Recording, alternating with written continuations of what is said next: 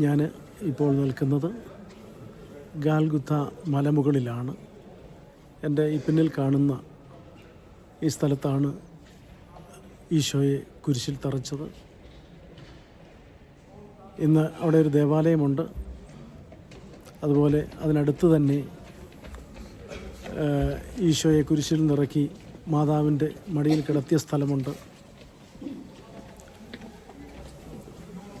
അതുപോലെ അതിനപ്പുറത്തായിട്ട് ഈശോയുടെ കല്ലറ അത് നമുക്ക് കാണാൻ കഴിയും. അങ്ങനെ ഇന്ന് ആദ്യത്തെ ദിവസം ജെറുസലേമിൽ വളരെ അനുഗ്രഹിക്കപ്പെട്ട ഒരു ദിവസമായിരുന്നു. ഒത്തിരിയേറെ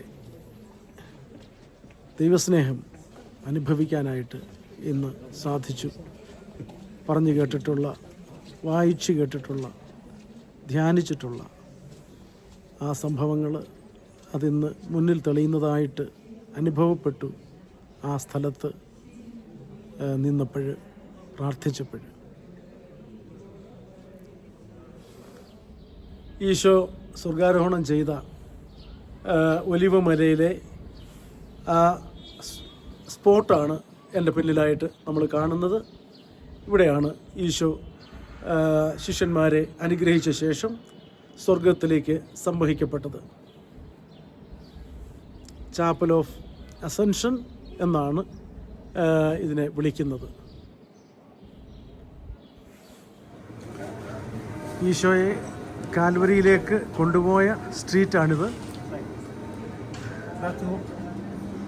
നമ്മൾ ഈ കാണുന്നത്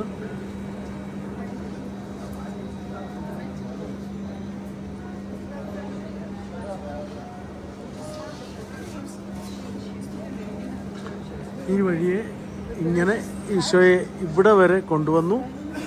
അതിനുശേഷം ഇവിടെ വെച്ചാണ് കിറേനക്കാരൻ ശിമയോന് കുരിശ് കൈമാറിയത്. ഈശോയ്ക്ക് മുന്നോട്ട് നീങ്ങാൻ പറ്റാത്ത സിറ്റുവേഷൻ ഉണ്ടായപ്പോൾ അതാണ് നമുക്കിവിടെ കാണാൻ പറ്റുന്നത്.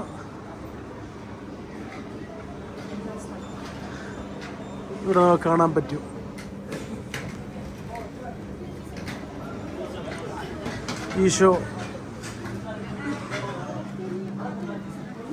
ഈശോയുടെ കൈപ്പാടുകൾ പതിഞ്ഞ സ്ഥലമാണ് ഈ കാണുന്നത്.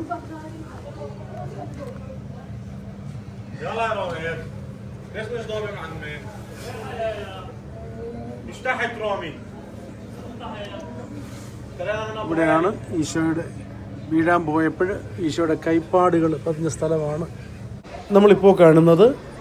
ഈശോയുടെ കുരിശുയാത്ര തുടങ്ങിയ സ്ഥലമാണ് ഗാൽഗുത്തായിലേക്ക്. അതിൻ്റെ എൻട്രൻസ് ആണ് ഇപ്പോൾ കാണുന്നത്.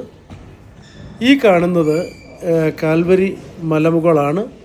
അവിടെയൊക്കെ കയറിപ്പാരിപ്പടെ സ്റ്റെപ്സൊക്കെ ഉണ്ട്. നേരത്തെ ഇതൊരു മലയായിരുന്നു. അത് നമ്മൾ കയറി ചെല്ലുമ്പോഴാണ് ഈശോയെ കുരിശിൽ തറച്ച ആ ഭാഗം നമ്മൾ കാണുന്നത്.